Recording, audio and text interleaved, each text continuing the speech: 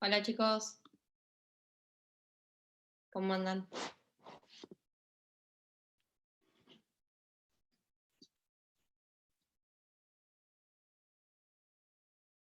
¿Todo bien?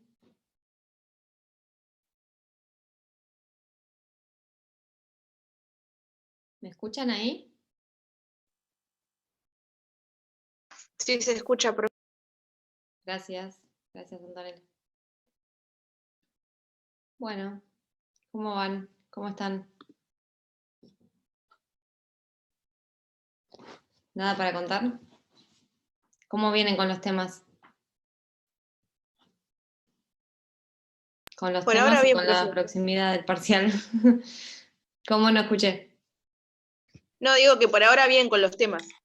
Bien, con la proximidad del parcial no. Y más o menos. Bueno, piensen que el lunes es feriado, tienen fin de semana largo, después tienen tiempo. Lo pueden aprovechar el fin de semana. ¿Qué día quedó al final? ¿El 29, 30? No, Sí, el 29. 29. Bien. Ahí, entonces debió acomodar Daniel el cronograma, ¿les dijo algo? ¿Los mandó? Creo que por WhatsApp nos mandaron, Alan nos mandó el cronograma. ¿El definitivo o el provisorio? Porque había uno que no, que es, Eso no sé, ni idea.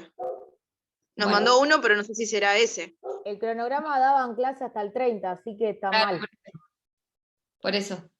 Entonces, porque decía unidad 29 el 30 y unidad 28 el 29. claro, no sería el caso. No. Por lo menos nuestras clases no son afectadas porque nos quedaba esta clase y la que viene. Entonces yo igual no los iba a ver otra clase más, pero yo supongo que los que se vieron afectados van a comprimir los temas que tenían en la semana que viene.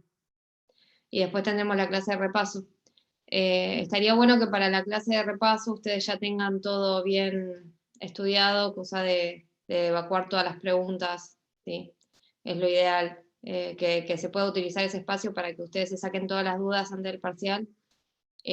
Más allá de que lo que yo siempre les propongo, que vayan preguntando, cortando la clase para poder preguntar y poder avanzar con las dudas que tengan, que son las que después por ahí se generan al momento de estudiar. De todas maneras, ustedes me pueden mandar mail, cualquier cosa. En vez de el campus, que por ahí no lo abro todos los días o lo abro más espaciadamente, me pueden escribir al mail si quieren, que es Micaela Besone con B larga doble S, @hotmail.com. Eso yo lo veo siempre, así que les voy a contestar más rápido, digamos. Cualquier duda que tengan que les surja. Hasta ahora, ¿quieren charlar de algo en especial? ¿Tienen alguna duda de algo en especial? O antes de que arranquemos con lo que nos quedó interpretación de los actos jurídicos. Cuando vimos el otro día, ¿se acuerdan la bolilla que vimos el otro día que hablaba de las clasificaciones y demás? Nos había quedado la parte de interpretación, que como ya era medio tarde, lo cortamos, así que ahora lo vamos a terminar de ver. Y después tenemos que arrancar con instrumento privado. Supongo que hubieron instrumento público ayer. Sí, ayer lo vimos con el profe. Bien, ustedes para ubicarnos en el tema de hoy, digamos, piensen que nosotros venimos viendo de la primera parte todo lo que es el sujeto, vimos la persona humana, desde cuándo comenzó a existir, todas las discusiones que había al respecto, después vimos persona jurídica, que también era un sujeto de derecho, y ahora centrándonos en lo que es el acto jurídico, que también estuvieron viendo de qué se trataba el acto jurídico. Vimos el objeto y lo que vamos a ver es la forma de exteriorizar ese acto jurídico, para que no quede en la interioridad de la persona. Supongo que también empezaron a ver todo esto de la forma, de qué era esto de la forma como exteriorización de la voluntad, qué modos de exteriorización existían, y particularmente vieron el instrumento público, que siempre mencionamos que por excelencia es el que acredita un determinado hecho o acto jurídico, porque tiene la intervención del funcionario público y tiene otro tipo de eficacia probatoria, que es lo que nos importa al momento de hablar de un proceso judicial, ¿no? Lo que vamos a ver hoy son los instrumentos privados, o que se comprenden de los instrumentos privados particularmente, o los particulares no firmados, ¿sí? Los instrumentos privados van a ser precisamente los instrumentos particulares, pero que están firmados, no intervino un oficial público, pero sí hay una firma, y los no firmados son, por exclusión, todo lo que no tienen firma de las partes. Pero ahora vamos a empezar con eso. Lo que vamos a hacer ahora, si les parece, es terminar lo que es la bolilla que vimos el otro día. Yo les había dicho de ver los efectos cuando estábamos hablando, ¿se acuerdan que vimos los efectos del acto jurídico con respecto a las partes y con respecto a terceros? Vimos que regía el efecto relativo, es decir, que solo iba a expandirse en sus efectos el acto respecto a las partes que intervenían, y nunca respecto a terceros, salvo ciertos supuestos. También dijimos, yo les comenté que cuando se declaraba la invalidez del acto tenía ciertas repercusiones respecto a los terceros, pero para llegar a ese punto me gustaría que ya hayan visto nulidad, así que si les parece, eso que les dije que íbamos a charlar hoy, lo charlamos la clase que viene, que van a estar un poco más avanzados en tema de ineficacia del acto jurídico. Lo que sí les quiero mencionar es un principio que no lo vimos la clase pasada, en todo esto que decimos que el efecto relativo, es decir, que solo afecta a las partes del acto jurídico y nunca a terceros. También, y esto, ¿se acuerdan que hablábamos de la cesión de la posición contractual y todo ese cambio que podía existir dentro del acto jurídico respecto al sujeto? Rige un principio muy importante que es el nemo plus iuris, que lo que quiere decir es que nadie puede transmitir, es un principio general del derecho, es decir, lo van a aplicar toda la carrera. Nadie puede, en principio, transmitir a otro un derecho mejor o más extenso que el que tiene. Si yo tengo un inmueble, soy propietario de un inmueble, pero ese inmueble tiene una hipoteca y quiero transferir ese derecho, obviamente que si no cancelo la hipoteca lo voy a transferir con la hipoteca, porque no voy a mejorar a la parte que recibe ese derecho por el solo hecho de transferirlo, ¿sí? Siempre la extensión y las circunstancias que rodean a ese derecho cuando se transfiere es en las mismas circunstancias, porque nadie puede mejorarlo en la transmisión, ¿sí? Y esto quiero que lo tengan en cuenta porque es lo que vamos a ver que tiene ciertas particularidades cuando vemos los efectos de una declaración de invalidez de un acto jurídico que por X motivo se declara inválido, ya lo vamos a ver.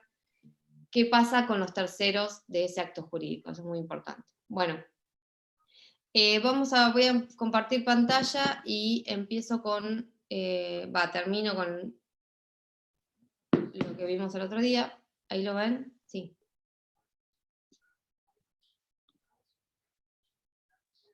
Bien.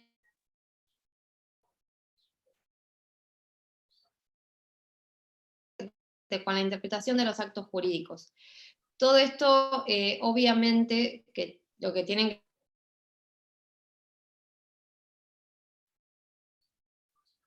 entre las personas que intervinieron en ese acto jurídico acerca de cómo se tiene que leer ese acto, ¿sí? Ay, me dice conexión inestable, avísenme si se corta. ¿Ahí está bien? Sí, un poquito, profe. Bueno, cualquier cosa me muevo a otro lugar. Por eso piensen que en realidad si no hay que interpretar muy a fondo con el acto jurídico es claro y las partes están de acuerdo en esa interpretación, obviamente que no vamos a tener que llegar a empezar a evaluar todo tipo de teorías que vamos a ver ahora. Esto pasa cuando hay una discordancia y cuando se presenta este acto jurídico ante el juez para que el juez sea quien tenga que interpretarlo y verificar cómo se debe leer, cómo se debe interpretar ese acto jurídico, cómo se dilucida el contenido de ese acto jurídico.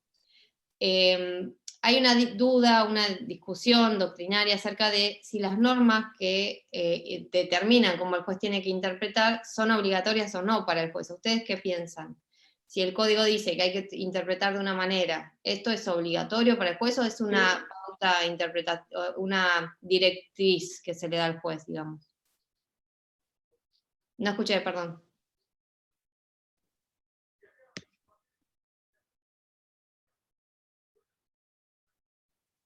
¿Me dijeron algo o no?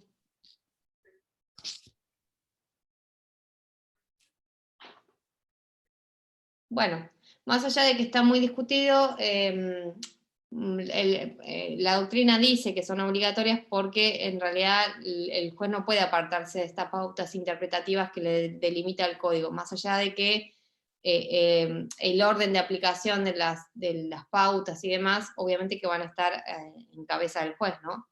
Y acá también tengo que hacer una aclaración, es que el Código Civil y Comercial no contempla un apartado específico acerca de cómo tengo que interpretar en general a los actos jurídicos, pero sí está muy detallado y muy puntilloso en la parte de contratos. Entonces dice cómo interpretar los contratos, y como el contrato es un acto jurídico, este conjunto de pautas interpretativas contempladas en la parte de contratos se aplican a todos los actos jurídicos, ¿sí? Son reglas generales que lo que contienen son directrices hermenéuticas, ¿se acuerdan? Esto lo vimos en la primera parte, que son aplicables a todos los actos jurídicos.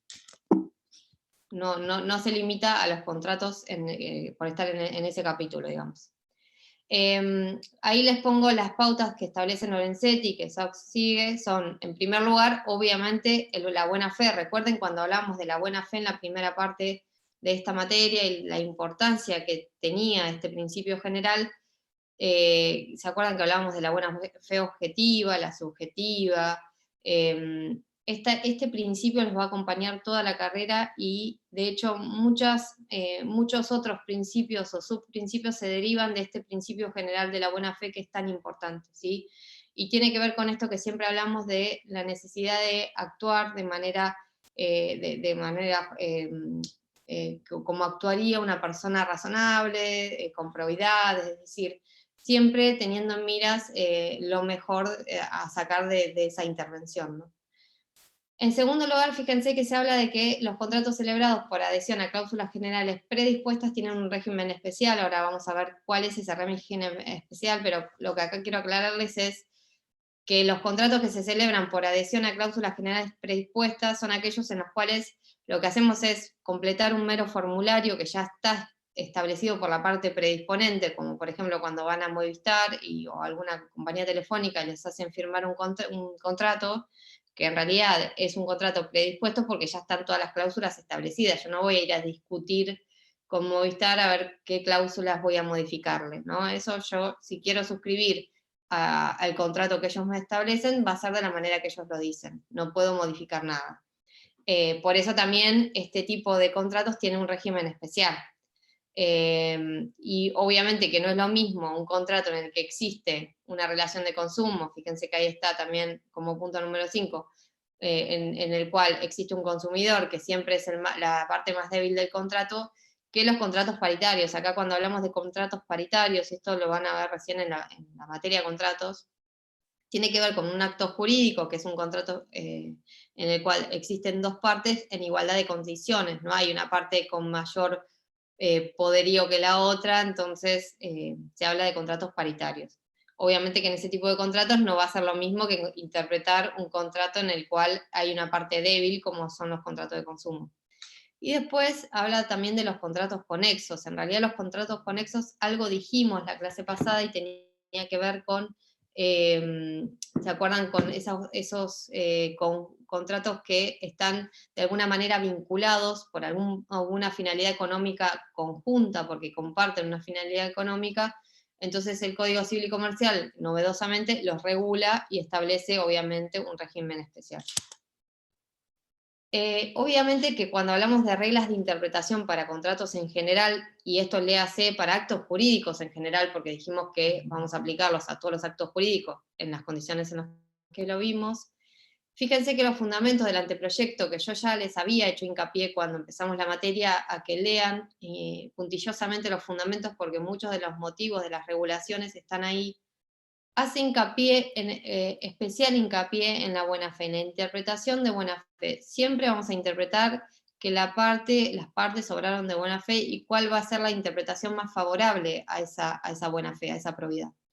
En primer lugar, y esto ya lo vimos en la primera parte, la interpretación la vamos a hacer literal. Si el acto jurídico es claro, no hay dudas acerca de cómo voy a interpretar, dilucidar el contenido de ese acto jurídico, no necesito acudir a ninguna regla interpretativa muy, digamos, muy concreta o muy rebuscada, sino que directamente voy a interpretar o dilucidar qué fue lo que las partes quisieron a celebrar ese acto jurídico. Además voy a ver en qué contexto esas partes celebraron ese acto jurídico, si fue en un apuro, y puede ser que muchas cosas quedaron sin especificar, o si fue muy detallado y muy pensado ese acto jurídico, obviamente va a ser otro contexto. La conducta de la parte posterior, es decir, si la parte, por ejemplo, suscribió un contrato de compraventa de mercaderías y después entregó la mercadería y en cierto modo está, de hecho, reafirmando ese contrato, todas esas conductas posteriores y anteriores de las partes y durante la celebración del acto jurídico son muy importantes. Y también la finalidad del contrato, ¿qué es una compraventa o una locación? ¿Cuál es la finalidad de ese acto jurídico? ¿Qué tuvieron en mira las partes? ¿Qué quisieron hacer con ese acto jurídico? Para evaluar, o sea, siempre tener en miras cuál es la finalidad del contrato, del acto jurídico, para poder llegar a lograr esa finalidad, ¿sí? Esto de que ven acá, que es que no se admite ninguna contradicción con una conducta jurídica relevante, previa y propia del mismo sujeto, es precisamente una de las aplicaciones del principio de la buena fe. Es decir, si, por ejemplo, en este caso que les cuento, que la parte entregó las mercaderías, no puede venir a decir después, no, yo no estoy de acuerdo con ese contrato, porque de alguna manera su conducta posterior, digamos, anterior, que fue esta entrega de mercaderías, es discordante con esta negativa a cumplir con el resto del contrato, ¿se entiende? Es decir, esa conducta siempre tiene que ser acorde y coincidente con las posteriores conductas para que sea realmente una actuación de buena fe. Y después tienen el principio de razonabilidad. Obviamente que también es una derivación de la buena fe. Ahí tienen todos los artículos, que no vamos a detenernos ahora en leerlos, pero a lo que voy es que este principio de razonabilidad es una derivación de la buena fe y habla de que todo contrato debe interpretarse como lo hubieran hecho dos personas razonables, dos personas que intervienen en ese acto jurídico de manera razonable, ¿sí? Después hay que hablar de las fuentes de interpretación, de dónde yo voy a tomar esta interpretación. En principio, fíjense que las palabras van a ser interpretadas en el contexto, pero a veces eso no es suficiente, a veces no es tan claro el acto jurídico como para quedarme con la literalidad de las palabras. Entonces, ahí sí voy a analizar en qué circunstancias se celebró, esto que les decía recién, si fue apurado, si fue detallado, si fue, digamos, pensado. Todo eso se va a evaluar. Después la conducta de las partes y la naturaleza, que es lo que veíamos recién. Pero también hay un principio muy importante en esta parte de interpretación, y es el principio de conservación del acto jurídico. Acá les puse contratos, pero recuerden que estamos aplicando analógicamente a lo que es un acto jurídico. ¿Alguien sabe qué es esto del principio de conservación del acto jurídico?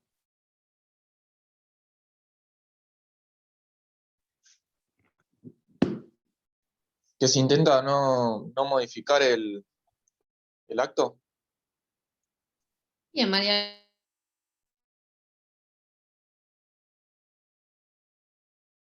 Primero voy a analizar la finalidad, siempre se va a tratar de cumplir con esa finalidad.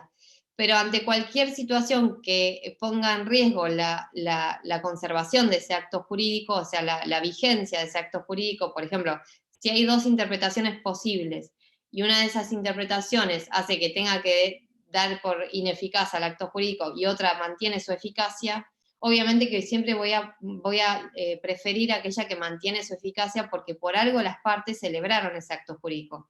Si las partes hubieran querido celebrar un acto jurídico que eventualmente iba a caer por ineficaz, digamos, no tiene sentido. Entonces, por eso está el principio de conservación del acto jurídico. Así, cualquier interpretación, si hay varias interpretaciones, yo voy a elegir aquella que implica una conservación de la finalidad del acto jurídico.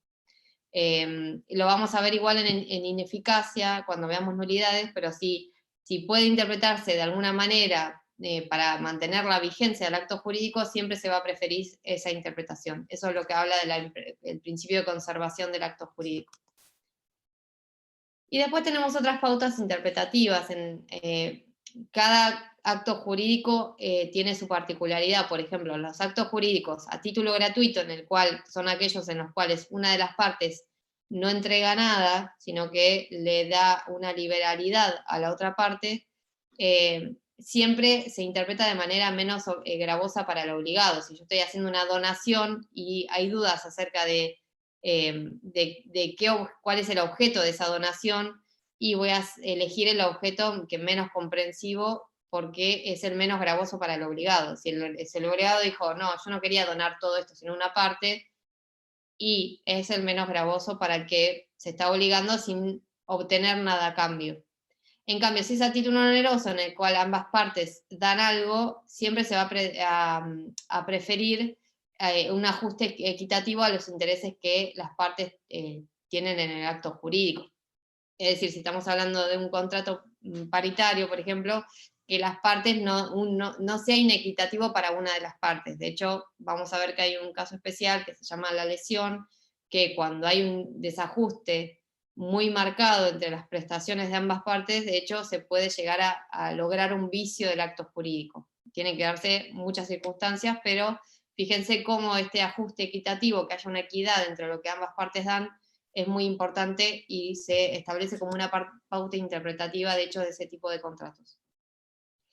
Esto de los contratos celebrados por adhesión, que son el ejemplo que di de la compañía telefónica, que en las cuales no tengo ninguna oportunidad previa de discusión del contenido del acto jurídico, si hay alguna duda acerca del contenido, siempre se va a interpretar esa cláusula en forma contraria a la parte predisponente. Si, por ejemplo, si viene la compañía telefónica y dice, no, yo quise decir esto en el contrato, y bueno, no estaba claro, entonces, como sancionan no haber establecido una cláusula con claridad, se va a interpretar de forma contraria a lo que interpreta la parte predisponente. ¿Se entiende?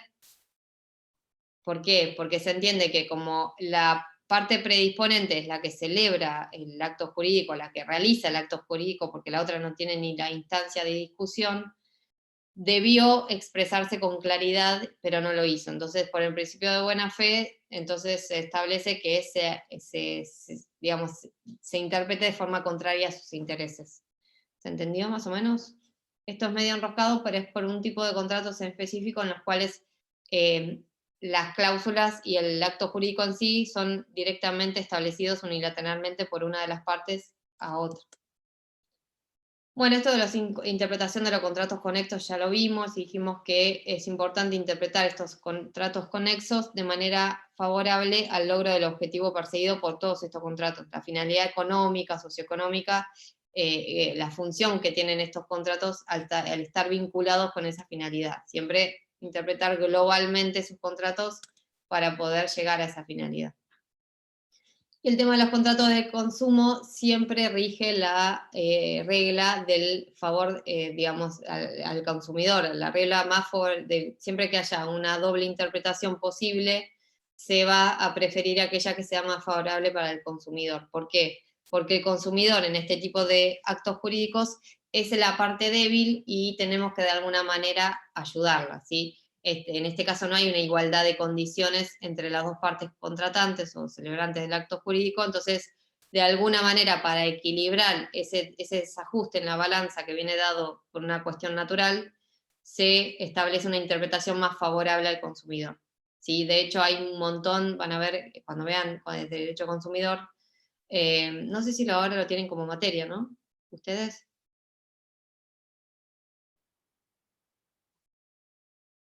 Me parece que el nuevo plan... Me parece que sí, profe. Sí, me parece que es muy importante esa materia porque actualmente... Creo que está como derecho del usuario y consumidor, me parece, el nombre de la materia. Bien, es muy importante y fíjense cómo van en esa materia ustedes van a analizar todas estas pautas interpretativas de los contratos para poder lograr un ajuste equitativo entre ese desajuste que se viene dado naturalmente. Hay El derecho del consumidor y del usuario, sí, está Bien. como materia. Ah, bien. Antes no lo teníamos, lo veíamos en contratos y lo veíamos medio poco, porque tampoco era tan amplio el tema hoy día la mayoría de los contratos son contratos de consumo, entonces es muy importante esa materia. Pero lo que voy es que en este ámbito del derecho a consumo hay muchas particularidades, el juez puede declarar nulas ciertas cláusulas si es que afectan esta relación de consumo, digamos, afectan al consumidor de determinada manera, siempre se va a preferir una interpretación favorable al consumidor, el proveedor tiene que dar información clara y concreta y concisa al consumidor acerca del producto que está comprando, hay todo un régimen que favorece al consumidor. Pero no por una cuestión de desigualdad, sino precisamente para lograr paliar esta desigualdad que viene dada por la propia economía, ¿no? Bien, seguimos. Entonces, esto me pasé algo. Ustedes vayan preguntándome si tienen... Bueno, acá tienen esto ya lo vimos. Acá tienen la interpretación de los actos unilaterales, son esos que decía que en la cual no hay una contraprestación, sino que hay una liberalidad efectuada por una persona respecto a otra, puede ser una donación, puede ser un testamento, un legado. En estos actos es muy importante cuál fue la intención real del declarante, y fíjense qué importancia tiene en los testamentos, porque ya no tenemos la posibilidad de evaluar cuál fue la verdadera intención de la persona que instruyó un testamento o un legado porque falleció. Siempre vamos a evaluar el contexto total del acto, cuáles fueron las palabras, siempre se van a preferir una palabra corriente, un sentido corriente y no técnico, salvo que se interprete que el testador quiso darle un sentido técnico. También va a ser muy importante el tema de cómo designe al instituido por el testamento o el legado, si es que utilizó un nombre o muchas veces en los testamentos se ponen apodos, y si es la forma en que esa persona llamaba regularmente a ese pariente, digamos, está perfecto y no hace falta que se indique con precisión con nombre y apellido. Siempre la voluntad real de la parte que efectuó el acto liberal, el acto jurídico unilateral, va a ser muy importante. Lo mismo cuando hablamos de todo esto que hablamos de interpretación, fíjense qué importante es siempre la voluntad de las partes, porque son el acto jurídico, digamos, la presencia misma es de las partes, y son aquellas las que vamos a analizar qué quisieron decir, o de qué manera lo dijeron, el contexto en que lo celebraron. Siempre rige la plena voluntad de las partes, y eso es lo que queremos, lo que queremos indagar, digamos. Bien, esto de la clasificación ya lo vimos, así que lo que tendríamos que hacer ahora es pasar a instrumento privado. ¿Tienen alguna duda de eso que vimos recién? O sea, nosotros cerramos el capítulo de los efectos e interpretación de los actos jurídicos. ¿No? Bien. Bueno, esto de la forma está, ya les digo, para que se ubiquen en realidad los instrumentos privados, que es lo que vamos a ver hoy, están en la unidad 24. Ustedes vieron ayer la unidad 23, que era la de el instrumento público. Todo esto que vemos ahora es lo anterior digamos, a ver instrumento público, pero me gustaría hacer un breve repaso, digamos. Venimos diciendo que la forma es el modo en que la voluntad se manifiesta, y esto me gusta esta definición, que es la vestidura exterior de los elementos del acto jurídico, los ritos o solemnidades que han de observar para darles vida. Fíjense que venimos viendo siempre los elementos internos del acto jurídico que vimos, ¿qué se necesitaba en un acto jurídico?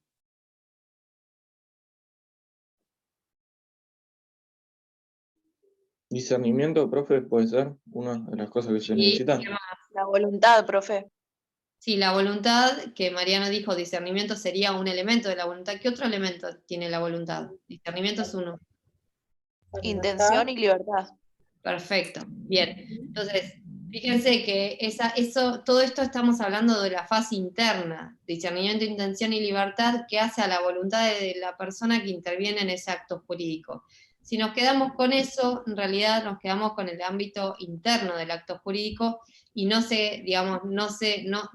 trasciende al exterior.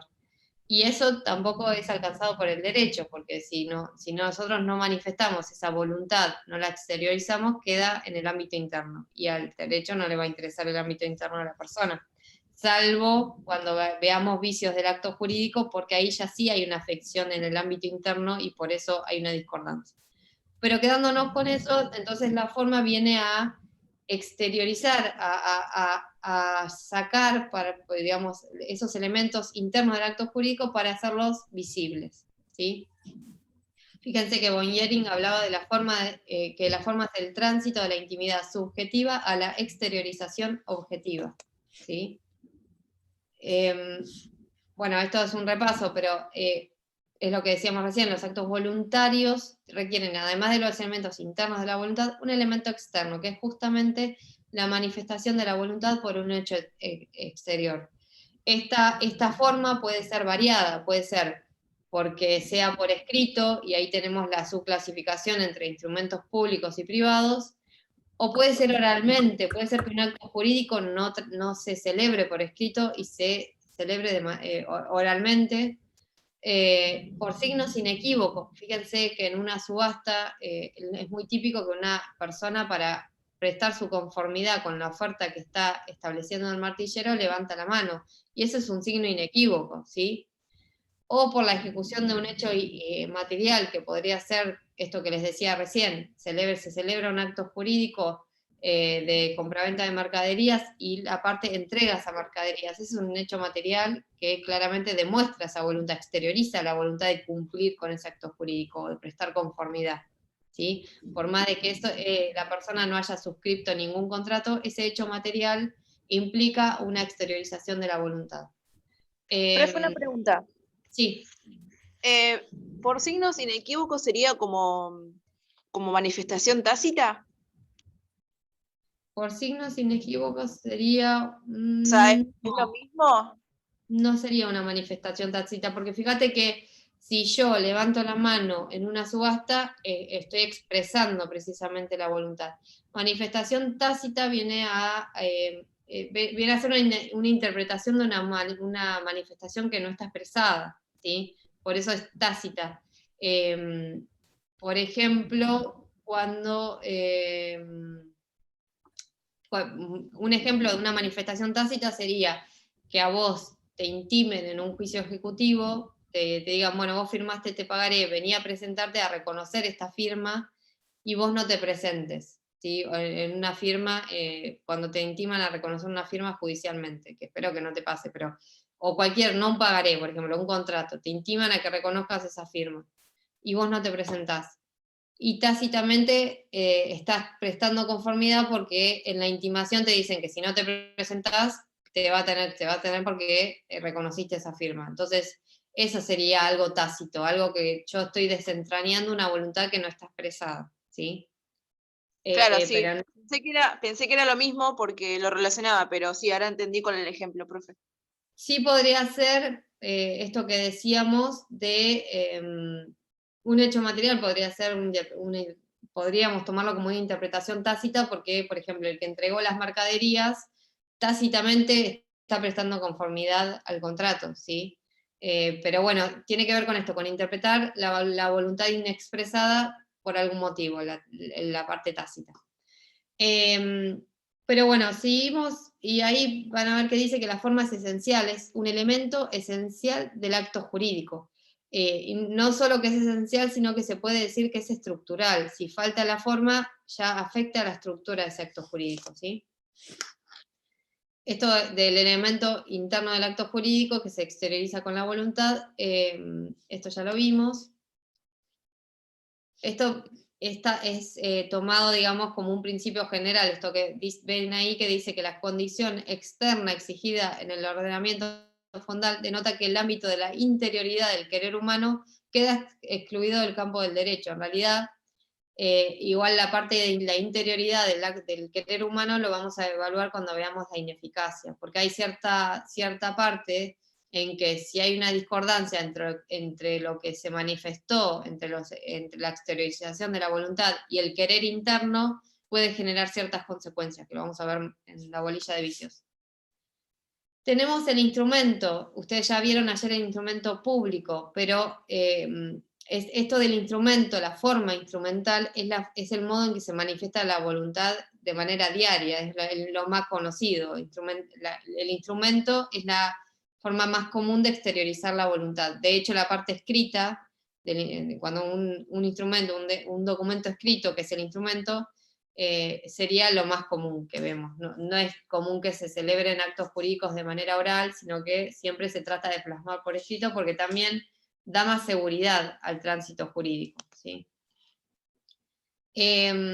Acá rige totalmente, y acá quiero que fíjense qué diferencia con lo que vieron ayer, porque rige el principio de libertad de formas en el instrumento privado. La realidad es que, en principio, y salvo que el código o cualquier ley exija una formalidad específica, nosotros vamos a poder instrumentarlo de manera privada, el acto jurídico, ¿sí? En los instrumentos públicos rige formas muy tasadas, es decir, yo para hacer un instrumento público tengo que hacerlo con la intervención de un funcionario público, de la manera que dice el Código Civil y Comercial. Los escribanos llevan protocolos muy estrictos. En cambio, cuando hablamos de instrumentos privados, estamos hablando de libertad de formas, de una forma práctica de celebrar un acto jurídico y de la manera más cómoda o más adecuada al interés de las partes.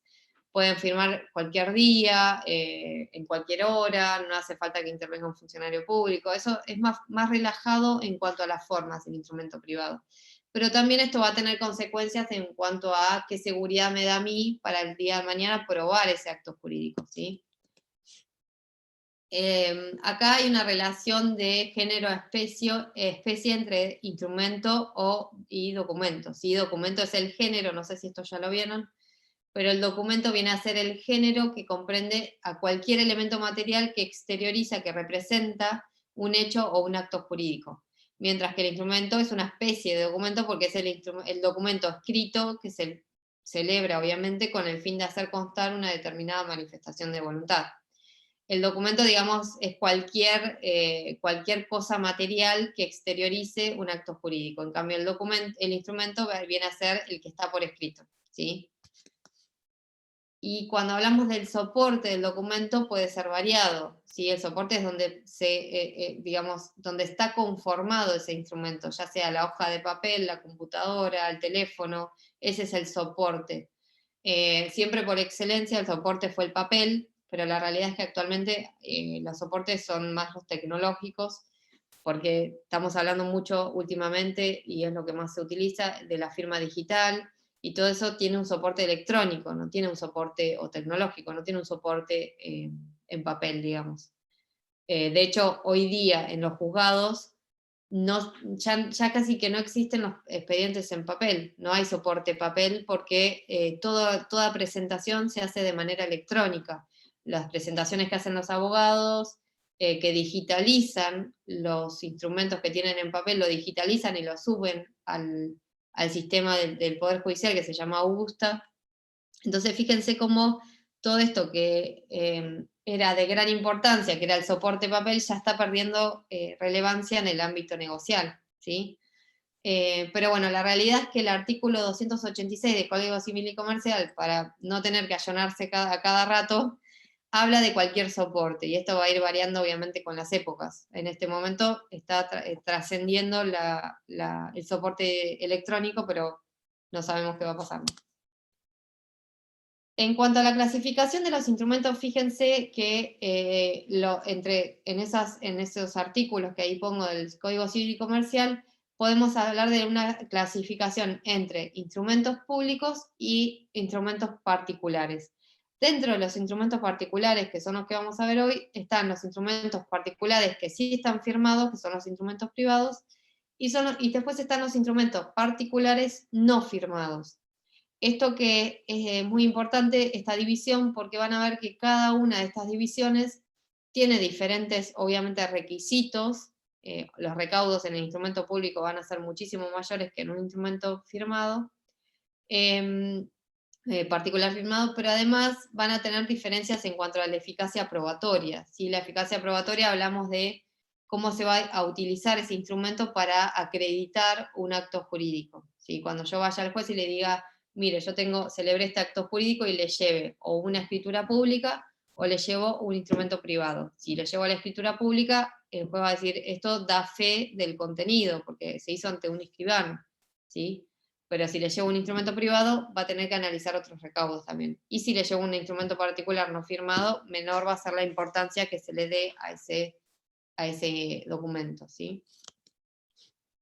Bien. Pero, profe, sí. sería como cuanto más formalidades contiene, es como que más, Eficacia no sé cómo probatoria. decir. Claro, eso, eficacia probatoria. ¿Sería así?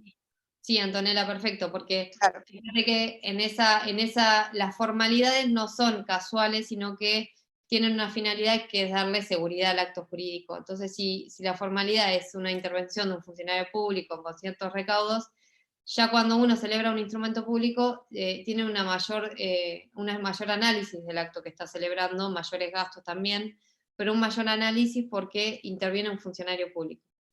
Y además son muchas más las formalidades. Entonces, a esa mayor formalidad, el resultado va a ser que se le dé una mayor eficacia probatoria, ¿sí? Porque no quedó en el ámbito interno de las partes que celebraron un instrumento privado, sino que ya acá hubo un tercero imparcial, que es el funcionario, que dio fe de lo que pasaba ante sí. Entonces el juez no va a cuestionar eso que dijo el escribano, ¿sí? Claro, en caso de los instrumentos privados no existe la fe pública, No existe la fe pública, sí o se sea, le entre puede. las partes. Claro, no existe la fe pública ni entre las partes, ni mucho menos frente a terceros. Sí se puede llegar a equiparar el valor probatorio al de un instrumento público si se dan ciertas circunstancias, pero nunca va a ser lo mismo, ¿sí? Ahora vamos a ver, cuando veamos, en uno de los puntos van a ver los requisitos de la oponibilidad y cuál es la eficacia cuando ya hay ciertos recaudos de ese instrumento, pero ahora lo vemos cuando avancemos. En cuanto a la forma, en cuanto a los requisitos del instrumento privado, fíjense, acá sí ya estamos hablando de instrumento privado, no de particular no firmado, que eso lo vemos después. Cuando hablamos de un instrumento particular firmado, el único requisito inescindible es la firma, ¿sí? Fíjense que habla del el 313 de la firma del instrumento privado. Es el único requisito actual del instrumento privado. El código de Vélez, además de la firma, requería un doble ejemplar. Este doble ejemplar quería decir que si yo celebro, por ejemplo, celebraba un contrato de compraventa, que haya por lo menos 2 ejemplares y que cada uno de los intervinientes se quede con, el vendedor y el comprador se quede con una copia de ese instrumento privado firmada. ¿Y por qué era esto? Porque se le daba, digamos, importancia a esta eficacia probatoria de la que estamos hablando. Entonces, que estén los dos en iguales condiciones de probar ese acto jurídico el día de mañana.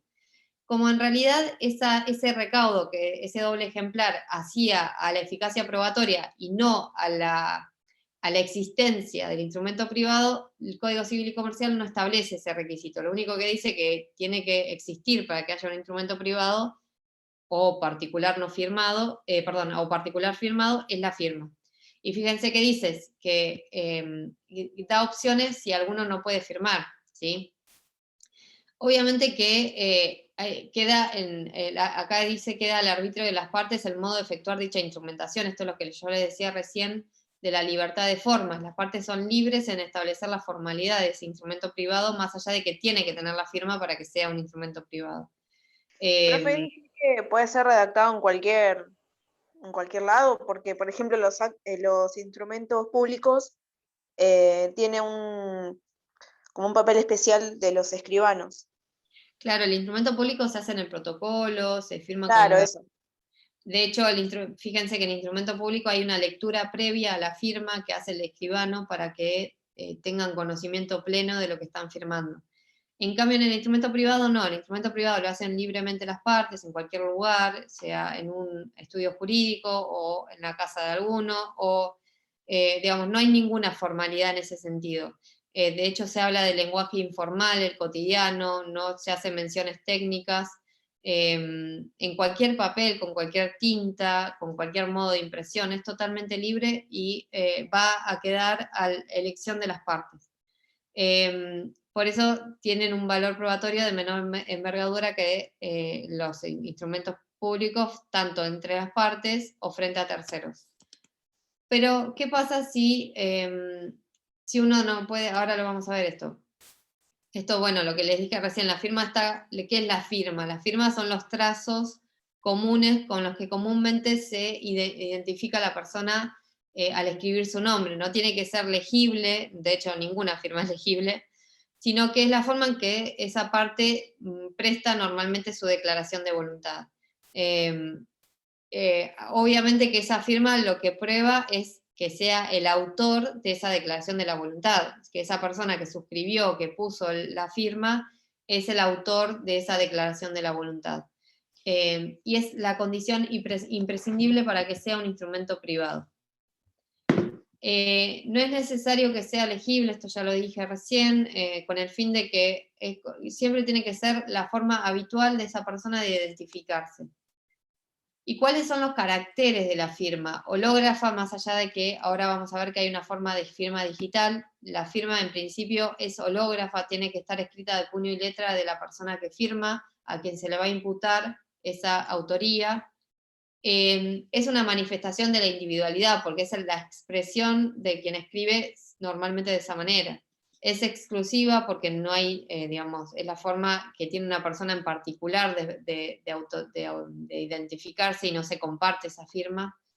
Es habitual y es una expresión de voluntad. ¿Dónde se firma? Siempre se firma al final. Normalmente si hay alguna enmienda o alguna alteración se tiene que firmar junto a esa enmienda o esa alteración para poder, para que no haya discusión el día de mañana acerca de si esa enmienda fue querida o no, ¿sí? Normalmente se firma al final y se firma como media firma en cada hoja si es un instrumento importante.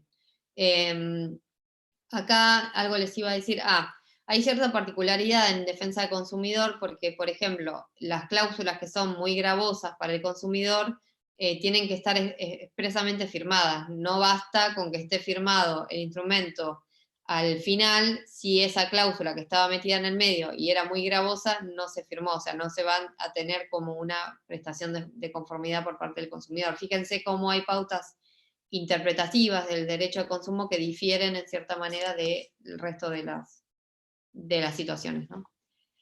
¿Qué pasa si quien tiene que expresar su voluntad mediante una firma por escrito en un instrumento particular no sabe o no puede firmar? Entonces el código le da la alternativa para poder suplir esta imposibilidad. Puede ser que se genere una impresión digital, es decir, que con el dedo pulgar se imprima digitalmente el dígito de la persona, o con la presencia de dos testigos que también tienen que firmar el instrumento, ¿sí? Son dos cosas diferentes, digamos, puede ser que se hagan las dos cosas, pero que son dos procedimientos diferentes. La firma ruego es diferente, la firma ruego viene a ser cuando un tercero que difiere de la persona que tiene que firmar, viene y firma el instrumento, ¿sí? Por ejemplo, que yo no estoy vendada, no puedo firmar y le pido a alguien que firme por mí. ¿A qué se les hace acordar qué vendría a ser eso? Si yo le pido a alguien que firme por mí. ¿Como una representación, profe? Perfecto, es un mandato. Yo le estoy pidiendo que haga algo por mí, en este caso una firma. Es, como dijo Antonella, un mandato. Entonces se asimila a las reglas del mandato. Acá, obviamente que la impresión digital, esto que decíamos, de que se ponga el dedo pulgar en el instrumento y con eso se acredite la autoría, no se equipara a la firma, ¿no? Acá, fíjense que en la impresión digital, cuando uno pone la impresión digital sobre un instrumento, no voy a poder discutir si la persona realmente es digamos, si hay autoría, ¿no? Porque obviamente que va a ser la identidad de la persona que hizo la impresión digital. De hecho, a veces con más seguridad que una firma que después puede ser cuestionada, pero si son las huellas digitales, no lo puedo cuestionar. Ahora, ¿hay voluntariedad? Porque identidad hay una autoría, porque es la persona que realmente puso su impresión digital. Pero ¿hay voluntad de la persona que puso la impresión digital? ¿Qué les parece? Puede estar obligado a que le agarre la mano y lo... Claro, precisamente, puede estar desmayado y se le tomó la impresión digital y eso se toma como autoría, pero nunca voluntariedad, por eso no tiene el mismo rango probatorio que una firma o mucho menos que con un instrumento público, ¿no? Fíjense que acá si hay un instrumento en el cual hay una impresión digital, hay que empezar a evaluar con más detenimiento qué pasó, qué circunstancias. Ahí sí tomamos todas las pautas interpretativas para analizar ese instrumento con profundidad, ¿sí? ¿Qué pasa si una parte desconoce, digamos, la firma hológrafa? Está la posibilidad de analizar esa firma con un perito calígrafo. Si yo digo que no firmé, la otra parte dice que yo sí firmé, eso se puede dilucidar con la intervención de un experto que analice esa firma para ver si puede serme imputable esa firma o no. Acá no solo se analiza, digamos, la forma en que esa persona firma, sino que se analiza el trazo, cómo aprieta la lapicera, es decir, es más profundo, no es que analiza, digamos, por fuera la firma, sino que el perito calígrafo hace todo un análisis acerca de la forma de firmar de la persona para luego evaluar si esa firma le es imputable o no, ¿sí? Por eso acá fíjense que cuando decimos que la diferencia entre un instrumento firmado o reconocido mediante un perito calígrafo como firmado por la parte y una impresión digital, esta diferencia tiene que ver con que como yo no tengo, digamos, presumida la voluntad de la persona que de la cual se tomó la impresión digital, vale como un principio de prueba por escrito, pero el contenido puede ser impugnado, ¿sí? Es decir, el contenido del instrumento puede ser cuestionado. Me voy a mover a enchufar la computadora porque me está avisando que tengo. Mientras, ¿alguno tiene alguna pregunta?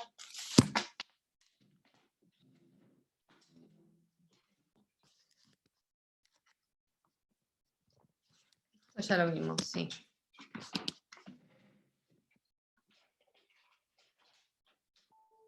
Bien, entonces si no tienen una pregunta, seguimos. La firma digital es diferente a lo que dijimos, la impresión. La impresión viene a ser de las huellas.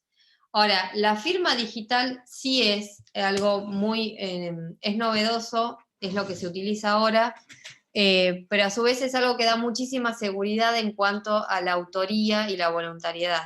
¿Por qué? Porque es un procedimiento, un método que identifica al autor de un documento que se transmite obviamente por medios electrónicos, y esa persona manifiesta la voluntad o manifiesta la conformidad con el contenido mediante esta firma digital. El Código Civil y Comercial contemplaba esta posibilidad y hay una ley de firma digital que establece cómo se va a llevar a cabo todo esto de la firma digital, ¿sí? Pero fíjense que el código dice que en los instrumentos generados por medios electrónicos, el requisito de la firma de una persona queda satisfecho si se utiliza un medio para identificarla. Y ese método asegura razonablemente su autoría e inalterabilidad del instrumento. Fíjense de lo que habla el código, es decir, para que yo pueda tomar por válida una firma digital y equipararla a la firma hológrafa con todo lo que ello implica, necesariamente tengo que tener un procedimiento seguro. Y la ley de firma digital establece de qué manera se va a llevar a cabo ese procedimiento. Es la ley 25.506 y establece cuáles van a ser las entidades que otorguen la firma digital. Por ejemplo, en el Poder Judicial va a ser el registro, el Poder Judicial Provincial, el registro el Registro Público de Comercio expide firmas digitales digamos, y verifica la autenticidad, la identidad de las personas que van a tener esa firma digital. después tienen el colegio de abogados, para los abogados les dan el token, lo que se llama el token, y ese token es como si fuera un USB que se enchufa, y le va a pedir a la persona que quiere firmar digitalmente la contraseña. Esa contraseña es la única y la tiene la persona que tiene ese token para poder llegar a plasmar su voluntad mediante en un instrumento electrónico, ¿sí? Acá, fíjense que hay una diferencia importante en esta ley y es que contempla dos posibilidades. La firma digital, que es la que les estoy hablando ahora y que la que tiene mucha seguridad en cuanto a los organismos que entregan esa firma digital, la forma de manifestar la voluntad, que es mediante la contraseña, y a su vez la inalterabilidad del documento. Cuando yo firmo digitalmente un documento, un instrumento, queda totalmente bloqueado, yo no puedo modificarlo con posterioridad, ¿sí? Entonces, esto me da la seguridad de la inalterabilidad que habla el código. En cambio, la firma electrónica no reúne los requisitos de la firma digital porque no tiene todo este procedimiento de seguridad, entonces no podemos asegurar con certeza que esa firma pertenece al titular de esa firma electrónica. Entonces, como no podemos asegurar con certeza que esa persona que firmó electrónicamente, por ejemplo, que firma un mail, sea verdaderamente la persona que firmó, no le damos la entidad que tiene una firma, ¿sí? ¿Se entiende? Bueno, la ley de firma digital establece que cuando la ley requiera una firma hológrafa o manuscrita, esta exigencia queda también satisfecha por la firma digital. Esto es importante y es que hay una inseparabilidad entre la firma digital y el documento. Yo no puedo escindir la firma del documento. Cuando ustedes vean, por ejemplo, en la mesa de entrada virtual, o que es la que se utiliza para visualizar las causas que tramitan en los juzgados provinciales, van a ver que dice firmado por, y eso está como unido al instrumento, unido a la decisión o unido al escrito electrónico que presentó el abogado. Hay una inseparabilidad entre la firma y el documento en sí. Bueno, después tenemos el correo electrónico, que es un documento digital, así como hablamos, ¿se acuerdan recién de documento como algo que materializa un acto jurídico? Y que hablábamos del instrumento por escrito como una forma de documento. Bueno, el correo electrónico viene a ser un documento, no es un instrumento, es un documento que es digital, tiene otro soporte. En cuanto al valor probatorio va a depender. Si yo le plasmé a ese correo electrónico una firma digital, va a ser un instrumento privado. Ahora, si yo no le plasmé una firma digital y firmé electrónicamente, no va a ser un instrumento privado porque no tengo la firma. Entonces lo que voy a tener es un instrumento particular no firmado. Y esto es muy importante porque al no tener la firma, es otra la entidad probatoria, ¿sí? Va a ser fíjense que se habla de un principio de prueba por escrito. Yo tengo que, ese correo electrónico que firmé electrónicamente, tengo que sumarle otro material probatorio porque va a ser poco para acreditar ese acto jurídico que quiero acreditar, ¿sí? Ahora, el documento firmado en blanco, antes de pasar a la próxima filmina. ¿Qué pasa si yo estoy en el estudio jurídico, viene un cliente y me dice, tengo este documento que me firmó un amigo, un conocido, un cliente, y lo tengo que llenar de esta manera que te voy a decir ahora? ¿Ustedes qué piensan a primera, digamos, ¿se puede llenar un instrumento firmado en blanco por otra persona? ¿No se puede? ¿Qué piensan?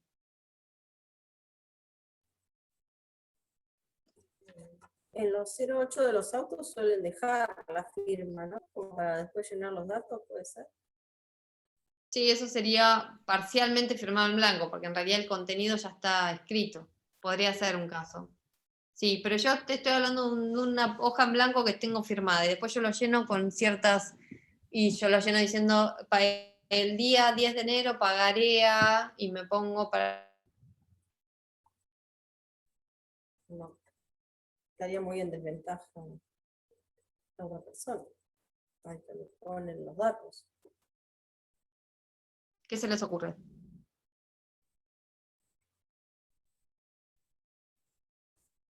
Que no son válidos, ¿no? ¿Que no?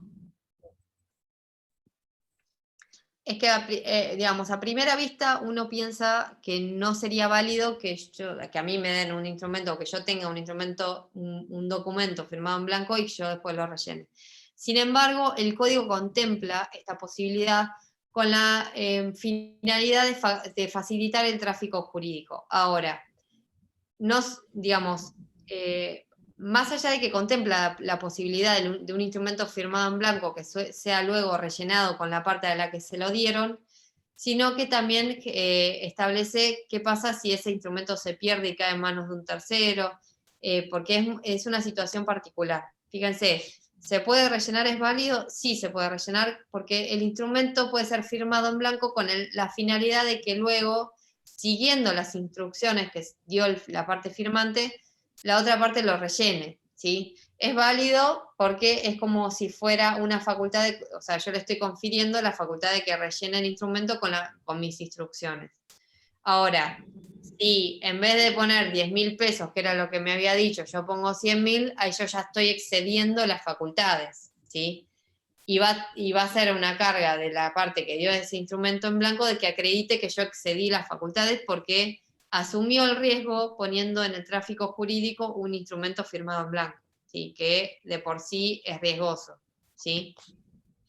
Por eso el código dice, es válido, si yo me excedo en el rellenado de ese instrumento en blanco porque pongo 100.000 en vez de 10.000, y en ese caso el firmante va a tener que decir, bueno, excedió las facultades que yo le di por esto, por esto, por esto, y probarlo. Y no solo probarlo, sino que fíjense que el código dice no puede hacerlo únicamente por testigos, ¿sí? Es decir, si yo asumí el riesgo de poner un instrumento en blanco en circulación, también voy a tomar el recaudo de tener algo escrito diciendo cuáles eran las facultades que yo le di o de qué manera tiene que rellenar ese instrumento en blanco, ¿sí? ¿Cuál es el fundamento este requisito del principio de prueba por escrito? Y quien firma un instrumento en blanco asume el riesgo derivado de la puesta en el tráfico jurídico del instrumento en cuestión. Obviamente que todo tipo de prueba es válida, los indicios son válidos para decir que excedió las facultades, pero voy a tener que poder acreditarlo ante un juez si es que se exceden esas facultades. Ahora, fíjense que acá dice que el desconocimiento del mandato en ningún caso puede afectar terceros de buena fe. Por ejemplo, el supuesto de que yo rellené ese pagaré y puse 100.000 pesos en vez de 10.000, y a su vez ese pagaré lo endosé y se lo di a un tercero, que ese tercero es de buena fe, a título oneroso, es decir, no tiene ningún tipo de intervención maliciosa en ese llenado en exceso que hice del instrumento. Ese tercero de buena fe que adquirió ese pagaré va a poder reclamarle a la en blanco ese monto. ¿Por qué? Porque nunca puede afectar a terceros de buena fe y porque la persona que firmó en blanco asume el riesgo derivado de la puesta en circulación de ese instrumento en blanco. Fíjense acá también se contempla la situación de que ese instrumento en blanco sea sustraído y se pierda y caiga en manos de un tercero, ¿sí? Ahora, ese tercero, no, si se acredita que es de mala fe, no va a poder reclamar, y si es de buena fe, ahí sí pasa lo mismo que le dije recién. ¿Cuál es el fundamento? La teoría de la apariencia. Siempre cuando el Código Civil y Comercial establece alguna norma que tutela al tercero de buena fe y a título oneroso, lo que se tutela es la apariencia, esa apariencia que hace que tengamos que proteger el tráfico jurídico, ¿sí?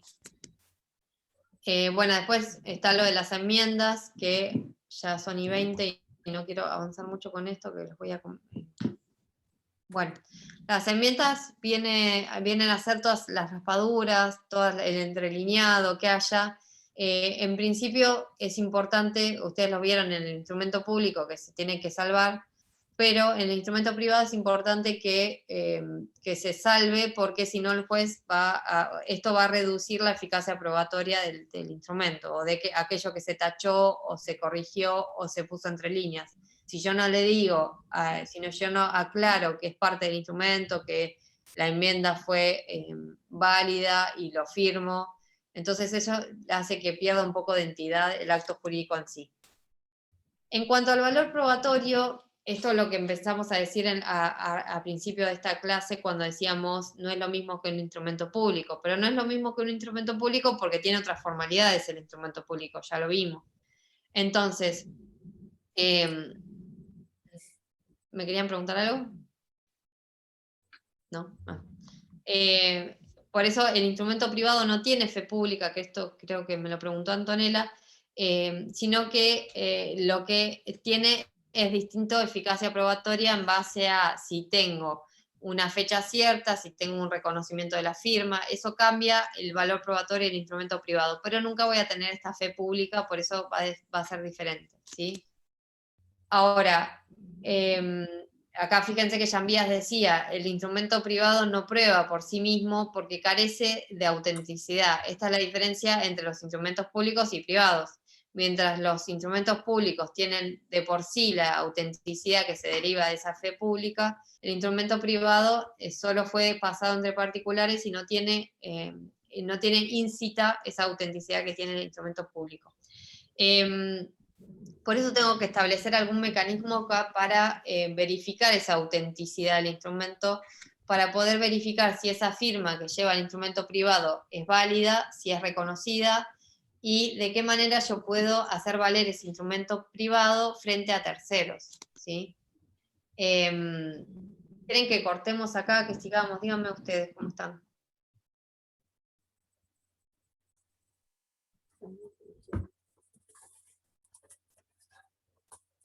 ¿Queda mucho? No, queda poquito. Vamos ahora rápido, último, hacemos un repaso a la clase que viene.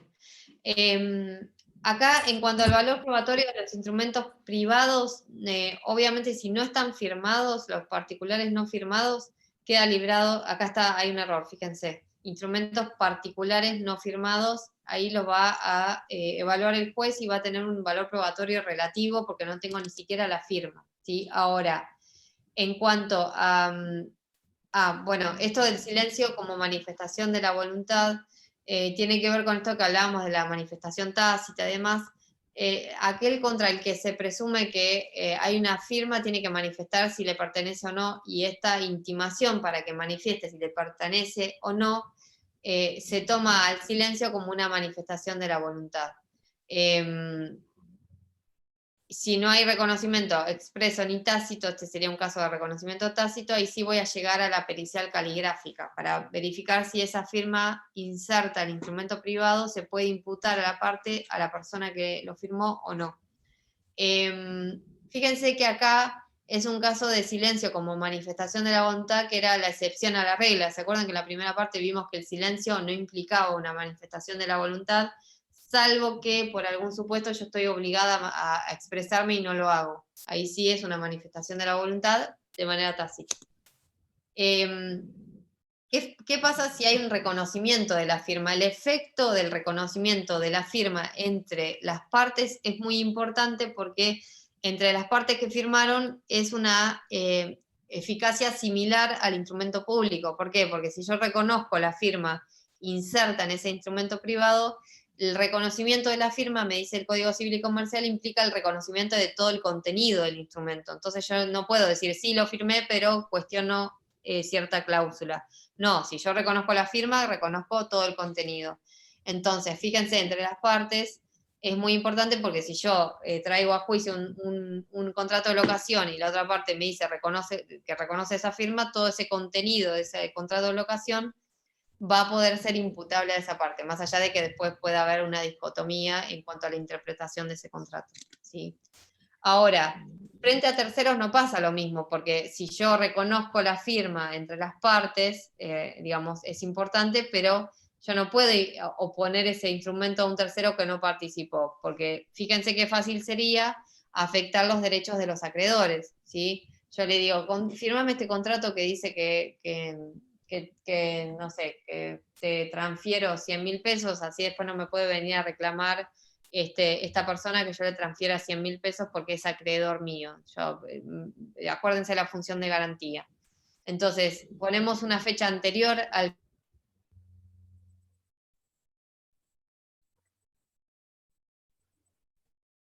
Fíjense fácil sería afectar los derechos de los terceros. Para evitar esta afectación de derechos de los terceros es que se exige para poder oponer ese instrumento privado con firma reconocida al tercero, es la fecha cierta.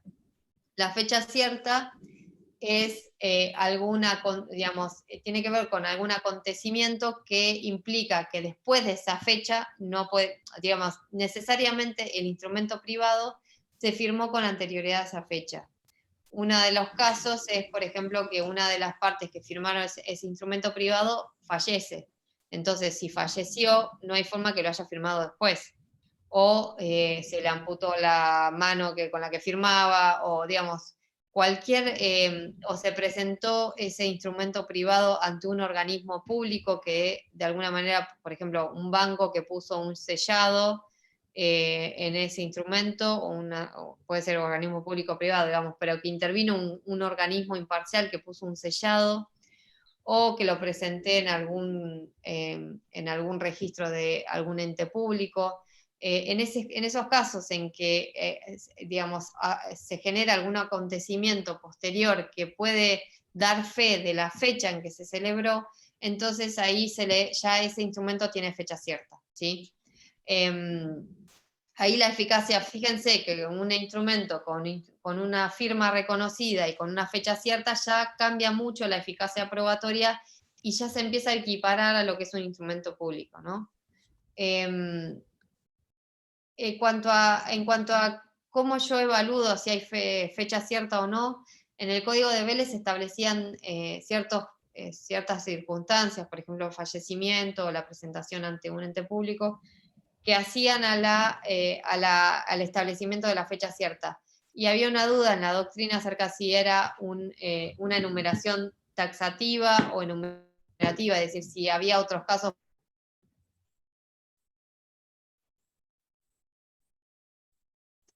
...317 lo que dice es la fecha Z, lo que es el día que acontece un hecho del que resulta como consecuencia ineludible que el documento ya estaba firmado, o que no pudo ser firmado después. Pero fíjense la terminología que usa el 317, porque habla de una circunstancia ineludible, es decir, tiene que ser muy determinante la prueba que acredite que hubo una fecha cierta, ¿sí? Y se puede probar con cualquier medio, ya no recurro a una enumeración o, a una enumeración taxativa de supuestos, sino que con cualquier forma que yo pueda acreditar que necesariamente se firmó antes de esa fecha, yo ya tengo la fecha cierta. Bueno, esto es lo que les decía recién. Y después la correspondencia, que esto si quieren lo terminamos de ver la clase que viene, porque ya es medio tarde. Y tampoco es muy complejo. Y la clase que viene tenemos que ver simulación, eso sí les pido que lean, ahora van a empezar todo con el tema de la ineficacia, pero lean bien todo lo que es ineficacia de los actos jurídicos, la base, porque después vamos a ver en particular simulación, que es complejo. ¿Sí? Algo ya vimos, igual se acuerdan cuando vimos los efectos y demás, o cuando vimos función de garantía también. Bien. ¿Alguna duda? Profe, Sí. una pregunta. Sí. ¿Prescripción va a entrar dentro del examen? Y todas las bolillas entran. ¿Por qué no entrarían? Profe, simulación vendría a ser un vicio, ¿no? Es un vicio, pero ustedes van a ver los vicios de la voluntad, que son los que afectan o al discernimiento, a la interacción o a la libertad, y después van a ver los vicios que afectan al acto jurídico en sí en cuanto a su buena fe. Y ahí van a ver simulación, es decir, ahí ya no hay una afección en la voluntad, sino que hay una afección en sí del acto jurídico y en su buena fe. Y ahí están el fraude, la simulación, la lesión.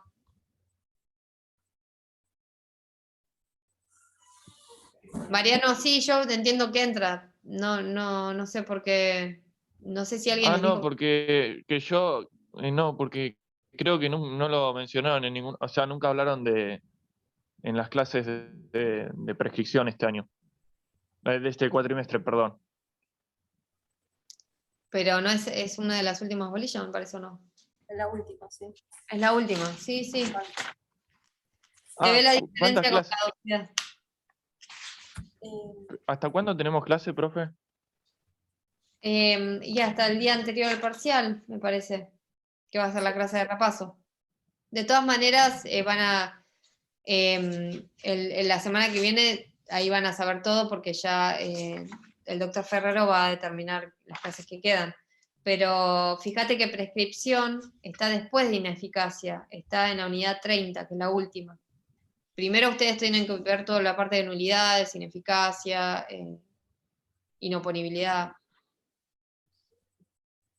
Lo de simulación lo vamos leyendo del libro y algo que busquemos o hay también algo en el código específico, algún artículo que lo buscamos. Sí, están todos los artículos en el código de simulación, pero además léanlo del manual que tiene en Rivera, de Rivera, que es más llevadero también para ir viendo junto con el código, vean las dos cosas.